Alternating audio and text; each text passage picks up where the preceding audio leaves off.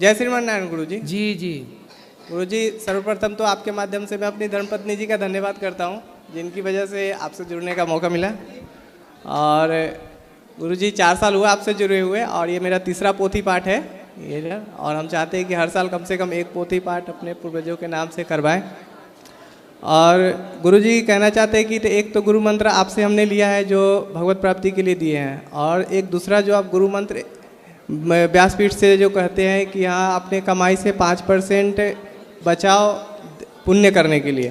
तो मैंने पहले 2 साल 5% बचा के लाए थे, तो दूसरा साल मुझे यहाँ की सेवा देखकर लगा कि 5% कम हो रही है, तो मैंने अभी इस बार 10% बचा के लाए हैं, लेकिन अभी भी लग रहा है कि मुझे 10% कम लग रहा है इधर। ना आपने ये जो भाव रखा है यही बहुत है। बाकी पैसों का अपने परिवार में खर्चा करो, अपने लिए घर बनाओ, अपने लिए थोड़ा जोड़ो, बाकी 5% भी बहुत है। आप 3% भी निकालें कमाई का सेवा के लिए, वो भी बहुत है। क्योंकि गुरुजी जब से वो किए ना तब से इतना मतलब मुझे अपने आप में लग रहा है कि हम आगे बढ़े हैं ना, उस हिसाब से लग रहा है। दानम दुर्गति नाशनम, दान करने से व्यक्ति का धन बढ़ता है, ये बिल्कुल सत्य है जी। मेरे साथ वही हो रहा है मेरे साथ, मतलब मैं इसमें का गवाह हूँ। सामने से 4 साल में जो 5% से आज मैं 10% बचा रहा हूँ, सब करके, ये नहीं कि मैं पेट काट के चाहे किसी को कम करके, नहीं, सब करने के बाद मैं 10% बचा रहा हूँ। लेकिन यहाँ की सेवा, आपका भाव देख करके लग रहा है कि वो 10% भी कम है।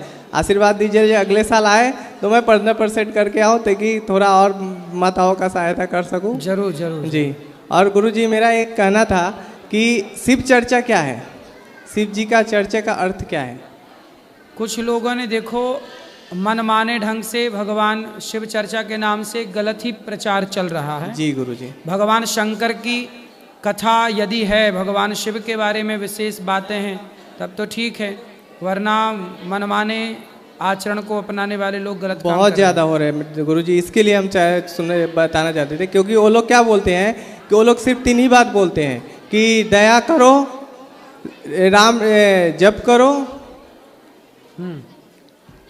और मांगो। जी जी जी, बैठो बैठो, वहाँ बैठो। दया मांगो, जप करो, ओम नमः शिवाय का जप करो। लेकिन मुझे जहाँ तक जानकारी है कि ओम नमः शिवाय का मंत्र महामंत्र है, कोई ये ऐसे मंत्र नहीं है। वो गुरु के द्वारा प्राप्त होने के बाद ही वो मंत्र जपना चाहिए। लेकिन अगर उन लोग को बोलते हैं तो वो लोग मतलब हमारे ऊपर उल्टा ये करने लगते हैं, बोलते हैं तुम लोग गुरु के चक्कर में पड़ गए हो, बाबा जी के चक्कर में पड़ गए हो। वो 2 मनुष्य का नाम लेते हैं, जो कि मैं नाम नहीं लेना चाहता हूँ व्यक्तिगत रूप से। वो बोलते हैं कि उनका जप करो, उनके द्वारा दिया गया मंत्र है वो जपो, ओम नमः शिवाय।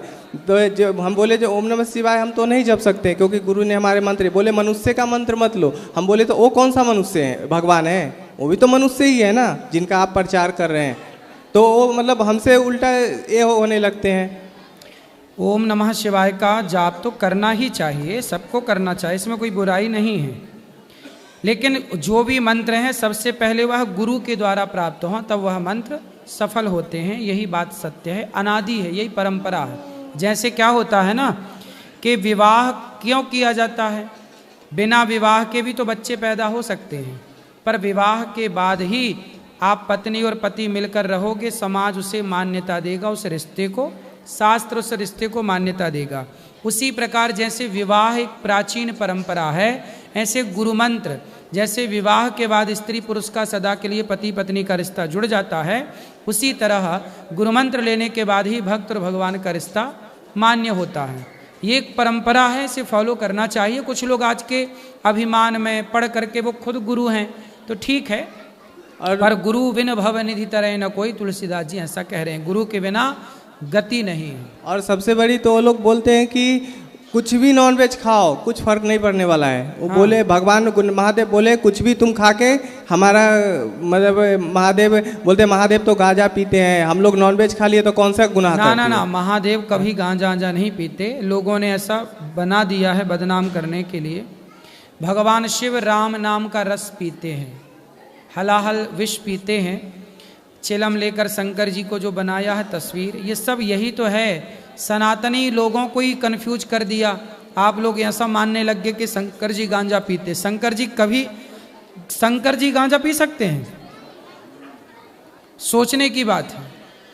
शंकर जी को गंजेड़ी बना दिया लोगों ने, इतना बड़ा। अब सोचियो, सनातनी लोग मान गए, आप लोगों को लगने लगा बात सही है। जी गुरु जी। शंकर जी तो वैष्णवानाम यथा शंभु, भगवान श्रीमन नारायण के, भगवान राम के सबसे बड़े भक्त हनुमान जी के रूप में शंकर जी ही तो हैं।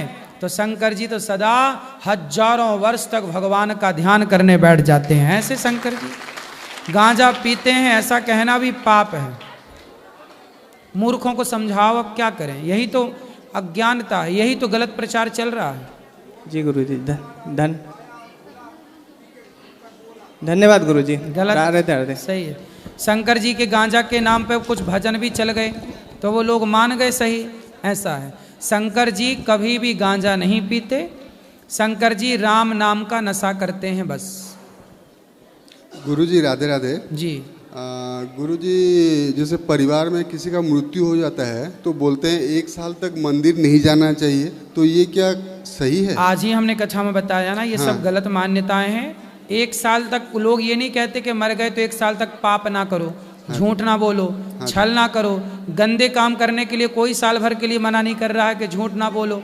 मंदिर जाने से मना कर रहे हैं। क्यों भैया, मंदिर जाने से क्या हो जाएगा? जाना तो अच्छा है, मंदिर जाने से ना शांति मिलती है, भगवान के पास जाने अब तो ये अच्छा यही अज्ञान है।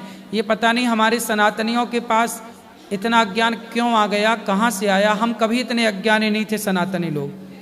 विश्व गुरु था ये, आज बताइए जरा जरा से ज्ञान के लिए मोहताज हो गया। ये सब मान्यताएं बिल्कुल मानने योग्य नहीं है। धन्यवाद गुरु।